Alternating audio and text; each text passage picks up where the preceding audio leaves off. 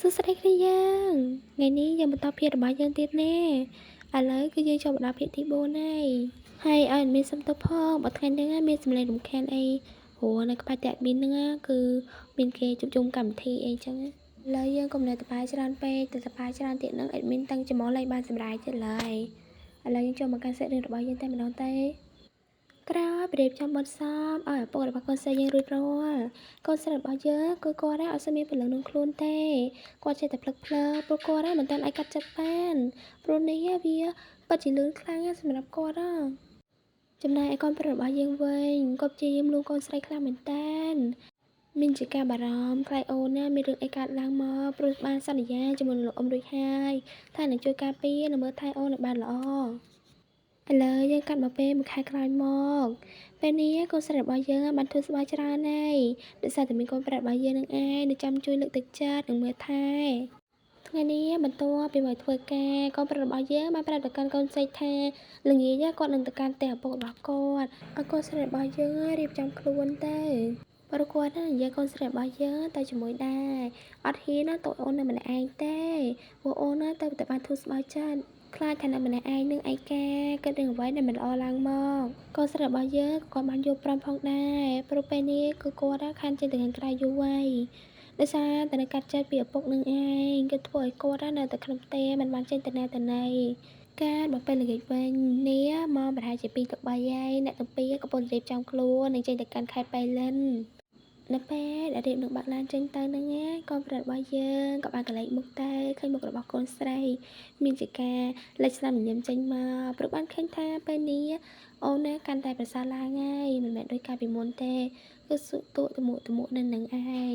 គឺថាអត់មានអារម្មណ៍ធ្វើអីទាំងអស់តែម្ដងអ្នកទាំងអស់គ្នាយកអារម្មណ៍មនុស្សដែលបាត់បង់អ្វីមួយដែលសំខាន់សម្រាប់ខ្លួនឯងអត់គឺថាអ្វីក៏លែងចង់ធ្វើដែរគឺមុខរបស់យើងនឹងវាមិនរីកមិនសប្បាយមិនអីទាំងអស់ហ្មង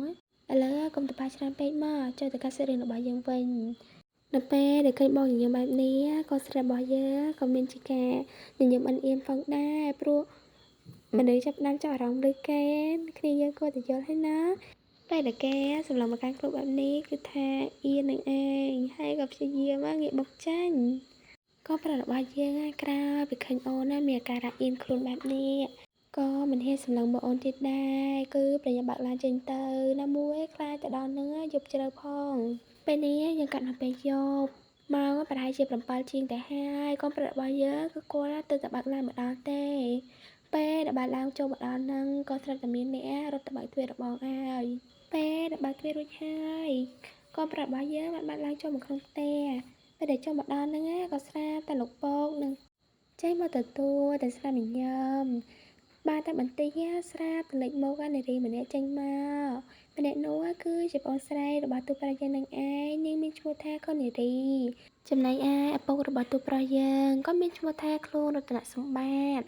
គាត់គឺជាអ្នករកស៊ីជួយដល់ត្បូងដ៏ធំម្នាក់នៅក្នុងខេត្តប៉ៃលិននេះ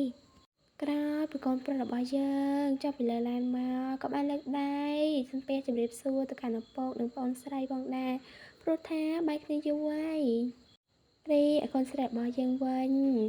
មិនដឹងថាត្រូវធ្វើអ្វីទេក្រៅពីចុះមកជម្រាបសួរលោកអ៊ំនិងសួស្តីទៅកាន់នាងស្រីតូច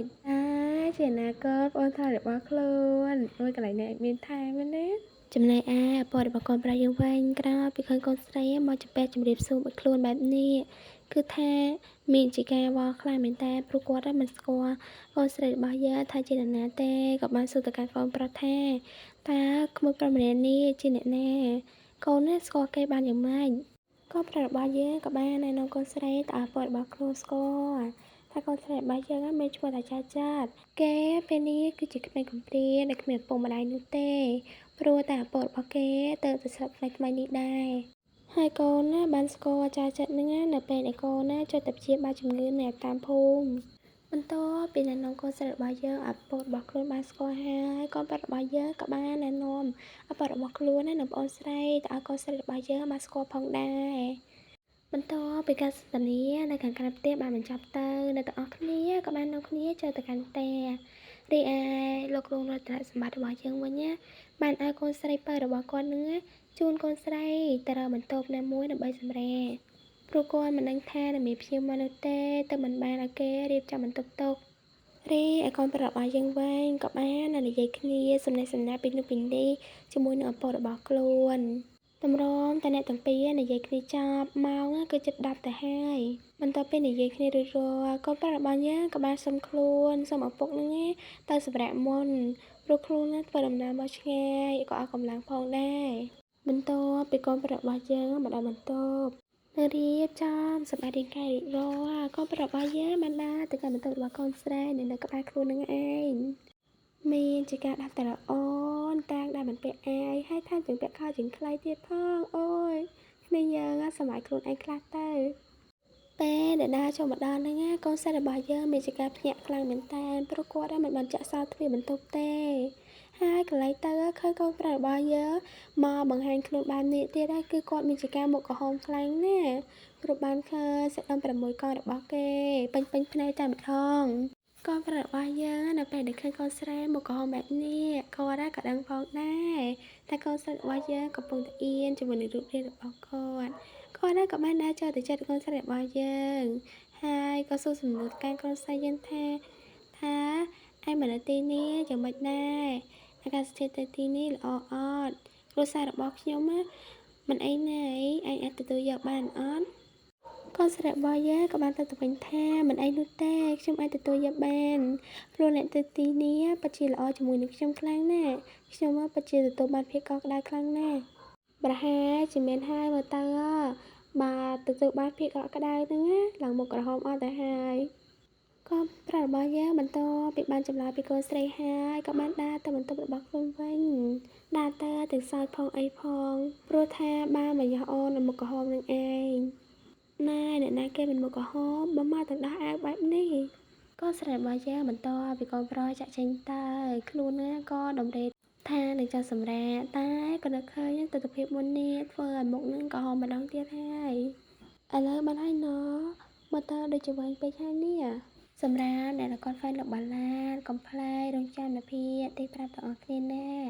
ព្រោះនៅពេលនោះលោកបាឡាននឹងចេញមកហើយ